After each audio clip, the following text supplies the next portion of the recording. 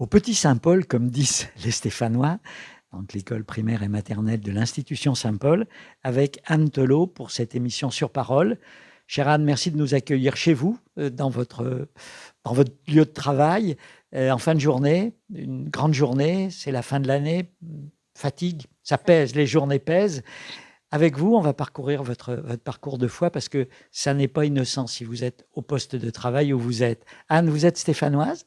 Alors stéphanoise, pur centre stéphanois, puisque je suis née à une clinique qui n'existe plus, qui était en face des Arcades Wilson.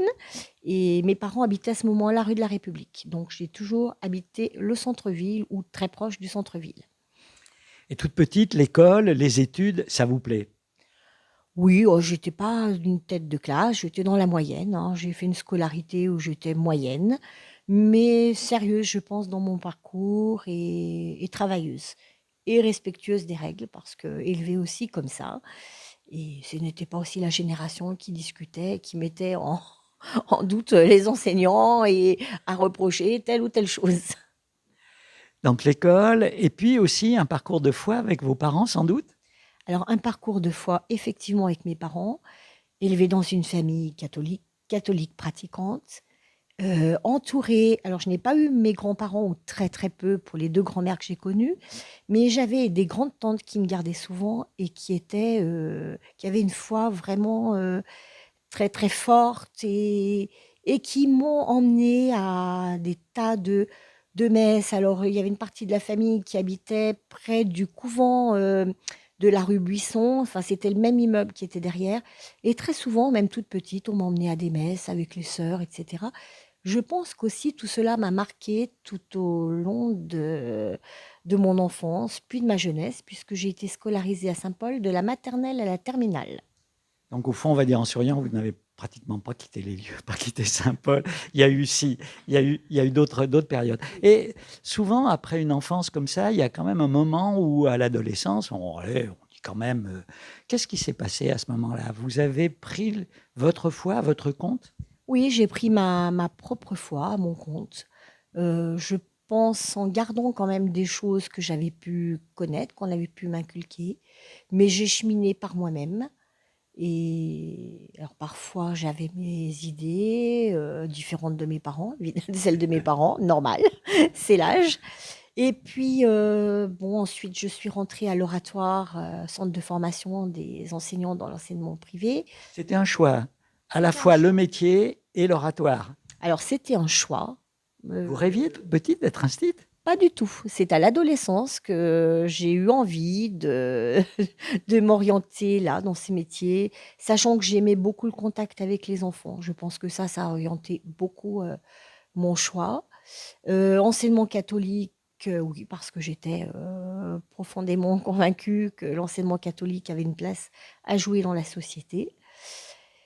Et voilà, donc voilà, mon choix s'est fait petit à petit au fil de mes idées. Ça a mûri en moi. Et puis l'aventure Jeune pour une fois, c'est à ce moment-là que vous avez rencontré cette belle équipe qui, dans les années 70, a marqué la vie de notre diocèse. Un petit peu plus tard, non? Un Oui, petit peu dans avant? les Oui, années, fin des années 80, fin des années 90. 80. D'accord. Voilà, alors effectivement, vraiment, j'ai été très très bien accueillie par JPF, Jeunes pour une fois. De ce groupe de chrétiens, j'ai mes amitiés les plus solides que je conserve Longtemps après. longtemps après, des amitiés fidèles, des amis qui font presque partie de ma famille, je peux dire ça, puisque je suis fille unique. Donc forcément, il faut bien trouver d'autres appuis. Et vraiment, des amis solides avec qui on peut échanger sur des faits de société, sur des faits d'église, sur des problèmes personnels, et puis s'entraider lorsqu'il y en a besoin. Et ça, je pense que c'est aussi très, très important dans la vie quotidienne. Donc une communauté de croyants, Jeune pour une fois, bon, a évolué, puis finalement s'est arrêté. Mais la fidélité aux amis, la fidélité à ces aventures de jeunesse, ça vous marque toujours. Tout à fait. Je crois que le mot fidélité me caractérise bien. Dans la mesure du possible, j'essaye d'être fidèle aux personnes qui m'entourent et Bon, si je les déçois, ça peut arriver, malheureusement. J'essaye en tous les cas, ce n'est pas voulu, je ne le fais pas pour le plaisir de le faire. Alors, ce métier qui peu à peu mûrit en vous, un beau jour, vous vous retrouvez maîtresse. Racontez-moi, si vous le voulez bien, racontez-nous votre premier jour de classe. C'était où? Je pense que tous les enseignants se souviennent de ce moment où ils se retrouvent tout seuls avec les élèves. Ça y est, on y va, c'est à moi, c'est ma vie. Alors le premier jour de classe, s'est passé de façon un peu particulière puisque nous, avant de rentrer au centre de formation, on faisait une année de suppléance. Donc je me trouvais en stage à l'école Saint-Edmond et la direction de l'enseignement catholique m'avait dit: «Oh bah, ce serait bien que vous soyez en classe de perfectionnement parce que si on a besoin d'un suppléant en classe de perfectionnement, il faut quelqu'un qui connaisse». Donc pas de problème, j'étais en stage là-bas et manque de chance, l'enseignant tombe malade. Donc de toute façon, du jour au lendemain, je me suis trouvée non plus en tant que stagiaire, mais en tant que maître à bord. Donc ce n'était pas une situation facile parce que moi j'avais juste 18 ans et je me trouvais avec des élèves qui à l'époque, on avait parfois des élèves de 12, 13, 14 ans en primaire. J'ai géré comme j'ai pu jusqu'aux vacances de Toussaint, bon an, mal an, bon ça s'est fait. Ça, c'est fait. Et là aussi, c'est des expériences formatrices. Il ne faut pas que ça dure trop longtemps. Puis après, vous avez eu la formation. Et là, Voilà. c'est des beaux moments, là. Voilà, alors là, c'est des beaux moments, c'est des beaux moments. Alors une année un peu compliquée parce qu'on est tombé sur une année transitoire où une fois rentrés à l'oratoire, on nous a renvoyés aussi à la fac en deuxième année pour faire un DUG. Donc c'était une année transitoire, c'était comme ça s'est fait. Vu avec du recul, je pense que c'est une très bonne chose et que ça nous a donné aussi une ouverture. Ça nous a permis de réfléchir sur d'autres sujets. Moi, j'ai beaucoup apprécié l'histoire de l'art, notamment, puisque j'ai fait un doc d'histoire. Et ça me sert encore, voilà, notamment quand je visite un édifice religieux, une église, je pense à toutes les églises d'Auvergne, etc. Enfin, les églises romanes. Il y a eu vraiment un apport très, très riche de cette formation. Et puis, eh bien, ça y est, vous entrez. Alors, vous démarrez à Saint-Paul tout de suite? Pas du tout, pas du tout. Saint-Paul, c'est assez récent dans ma carrière finalement, puisque j'ai démarré à Rive-de-Gier en 1987. C'était pour une année puisque ce n'était pas un poste qui était libre ensuite. Puis j'ai travaillé de nombreuses années en petite section à la Sainte-Famille, rue du Vernet, où j'ai bien aimé, où ça a été très formateur parce que en plus j'avais des classes un peu chargées de petites sections, mais on a toujours travaillé avec mes collègues dans la bonne humeur et ça s'est bien passé. Puis j'ai fait un parcours à Saint-Louis, alors là où j'ai eu du primaire, donc le petit Saint-Louis à l'époque qui n'était pas la salle et qui était vraiment indépendant en bas de la rue des Héricloudes. Toujours dans le centre de Saint-Étienne. Toujours dans le centre de Saint-Étienne. De cette équipe, j'ai aussi des amis fidèles que je revois toujours, d'anciennes collègues avec qui on s'entend fort bien. Et puis Saint-Paul avec, en arrivant, j'ai eu un CP qui est très vite devenu un CP-CE1. Puis, comme c'était l'ouverture d'une 9e classe, forcément, eh bien, l'année suivante, ce n'était plus un CP, c'était un CE2. Et ensuite, j'ai eu plusieurs niveaux dans l'école. Et depuis 2011, une lettre de mission en tant que chef d'établissement. Au cours de votre parcours dans l'enseignement catholique, il y a évidemment l'enseignement, c'est votre métier, mais il y a aussi le souci d'éveiller les enfants à la foi, tout simplement. Ça a été important dans votre manière de concevoir votre vie professionnelle? Oui, et il y a une phrase à laquelle je pense souvent, une phrase de l'Évangile: «Laissez venir les petits enfants à moi». Et cette phrase, je vous en avais un petit peu parlé lorsque nous nous sommes déjà rencontrés au moment de l'Avent. J'y pense régulièrement et je me dis que oui, bah, on est là aussi pour apporter quelque chose aux enfants. Après, on s'aime et puis ils feront eux aussi leur propre parcours, leur propre cheminement. Ça veut dire aussi des moyens pédagogiques adaptés à leur âge pour que cette découverte de la présence de Jésus en eux se fasse avec bonne humeur, avec sérénité, avec l'accompagnement des parents lorsqu'ils le souhaitent aussi. Tout à fait. Donc on essaye de proposer des célébrations, adaptées suivant les âges évidemment. une petite demi-heure pour les petits. Et puis, C'est déjà pas mal. c'est déjà pas mal, le temps d'aller à la chapelle compris, hein, de les installer, on les installe sur le sol, enfin bon, voilà, pour qu'ils puissent vraiment avoir cette intériorité qui me semble importante dès le plus jeune Et les âge. petits, ils sont capables. Tout à fait, Ça se voit. tout à fait. Ils aiment beaucoup d'ailleurs aller à la chapelle. Pour eux, c'est un moment un petit peu hors norme. Et vraiment, ils sont demandeurs, ils écoutent. Voilà, après, ils prennent ce qu'ils prennent, mais bon, c'est leur propre chemin. Et vraiment, ils aiment beaucoup. Émission sur parole avec Anne Telot, directrice de l'école primaire Saint-Paul à Saint-Étienne. Avec vous, Anne, on a parcouru votre vie d'enseignante, de chrétienne. Et puis, un beau jour, on vous suggère d'appeler le directeur diocésain de l'enseignement catholique. Racontez-nous. Alors, le directeur diocésain, l'ancien directeur diocésain, était venu à une concertation ici entre enseignants et l'ancienne chef d'établissement. Et puis, peu après, je reçois un courrier où on me demande d'appeler la direction de l'enseignement catholique, me demandant de prendre rendez-vous avec avec la secrétaire du directeur diocésain. Donc, bon, je vous avoue, sur le coup, ne pas avoir trop compris ce qu'on me voulait. Je me suis dit, j'ai dû faire quelque chose qu'il ne fallait pas. Donc, bon, tant pis, je m'exécute, j'appelle. On me dit, oui, oui, bon, ce sera le mercredi 8 décembre. Le 8 décembre, pour vous, c'est pas un jour comme les autres. Ce n'est pas un jour comme les autres parce que finalement, si je relis mon histoire personnelle, il y a beaucoup de choses qui se sont passées le 8 décembre.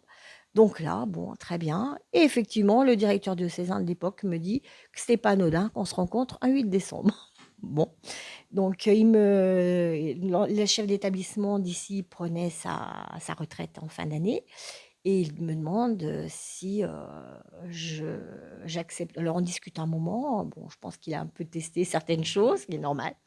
Et puis il me demande si j'accepterais la mission de chef d'établissement pour l'école Saint-Paul. Donc sur le coup, je dis oh non, non, non, c'est pas possible, c'est pas possible. Une grosse école. Alors, grosse école. Quand même, 9 Oui et non. classes. 9 classes, oui, c'est pas une petite école de campagne, c'est certain. Mais bon, sur le coup, je ne voyais pas trop la faire, même si je sentais qu'en moi, il y avait certaines choses sur lesquelles je pouvais m'appuyer. Mais bon. Et puis, il me demande de réfléchir jusqu'à Noël. Et puis, bon, vacances de Noël, j'ai réfléchi.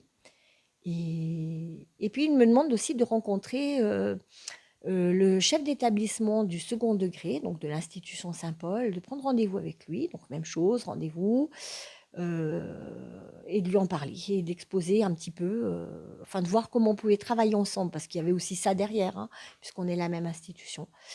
Donc, bon, ce deuxième rendez-vous, je pense, m'a aussi un peu confortée dans mon choix. Et donc, à la rentrée de janvier de cette année-là, j'ai dit au directeur diocésain que j'acceptais la mission de chef d'établissement pour la rentrée suivante, donc la rentrée 2011. Une mission. Une mission, puisqu'on le reçoit, une lettre de mission de l'évêque. C'est très important. Très Et pour important. vous, c'est très important. Très important. Ce n'est pas seulement le côté administratif. Il y a aussi le côté faire vivre une école, relation avec l'appel, relation avec l'OGEC, relation avec les familles, caractère propre, évidemment. Et tout ça, il faut arriver à trouver une harmonie, même si ce n'est pas tous les jours facile. Alors, cette école, vous y consacrez toute votre passion, tout votre temps, vous avez une équipe avec vous. J'ai une équipe avec moi, j'ai des enseignantes sur qui je peux m'appuyer, même si cette année, c'est un petit peu différent puisqu'on a plusieurs suppléants et suppléants de suppléants. Enfin bon, on a eu une année un petit peu compliquée. Une année post-Covid difficile. Année post-Covid difficile. Mais il y a des personnes sur qui je peux m'appuyer et c'est riche. Et je les en remercie parce que vraiment, on peut partager des choses, des soucis, voir des points positifs, essayer de faire des projets, trouver des solutions et voilà. Et à tous ensemble, on avance. Vous conservez une classe. Je conserve une classe depuis l'an dernier à mi-temps seulement, puisque l'État a changé un peu les heures de décharge. Donc avant, j'avais une seule journée dans la semaine. Je vous avoue que même en ayant les deux, en année post-Covid, ce n'est pas du luxe. Alors, il y a à la fois la vie de votre classe qui continue, et puis la vie de l'école. On évoque les projets. Dans ces projets, la place de l'éveil à la foi est importante. Elle est importante. Nous travaillons une 28e heure dans l'école qui est consacrée au caractère propre et en fait à l'éveil de la foi, puis la catéchèse. Donc en maternelle CP, on propose de l'éveil de la foi avec 3-4 célébrations sur l'année à la chapelle de l'institution Saint-Paul. Et à partir Au moment important de la vie moment liturgique. important, c'est-à-dire la Toussaint, le 8 décembre, l'Avent ou Noël, tout dépend comme ça tombe pour les vacances, et Pâques.